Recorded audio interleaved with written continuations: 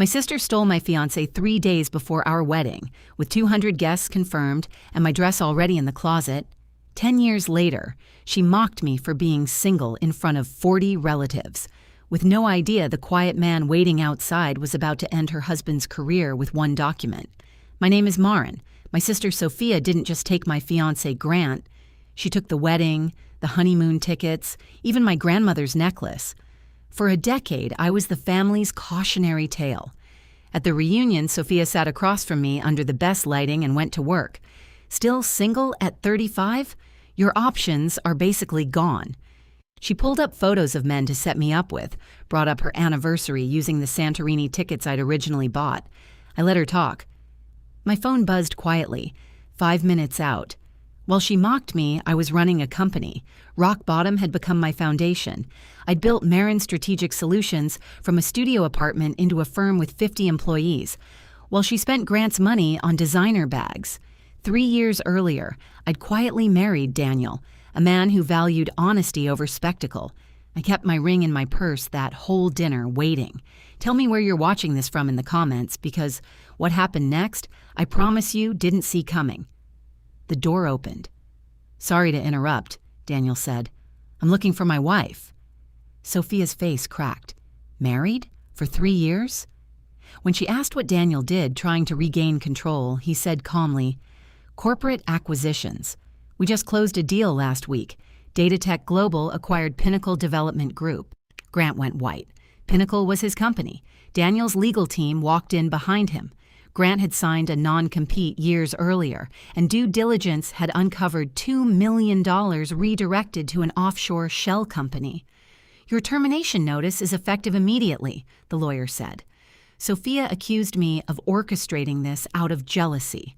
I told her plainly I hadn't. I'd recused myself the moment I recognized the connection. Every finding had come from an independent team, including my former maid of honor, Jennifer, who Sophia once convinced Grant was trying to break us up, and who now happened to be Datatech's chief compliance officer. Grant finally admitted the truth at the table. Sophia had lied about me cheating to steal him, and he'd married her for her trust fund to fund his fraud in the first place.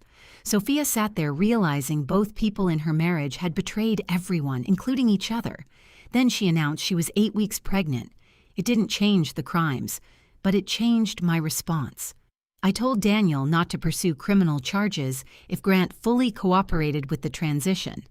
Not mercy, just the difference between destroying someone and refusing to save them from consequences they built themselves. I laid out 10 years of small thefts never named out loud. My wedding cake design, my florist, my grandmother's necklace she wore for tradition and never returned. Then I told the room the real reason none of this was revenge. I'd had the power to destroy them the moment Pinnacle appeared on my desk and chose not to use it. Grant signed his termination papers. Sophia asked what she was supposed to do now. "Whatever you want," I said. "For the first time in your life, you'll have to figure it out yourself." I gave her a referral to a real transition assistance program. My mother finally said what she should have said a decade earlier. I chose family harmony over justice.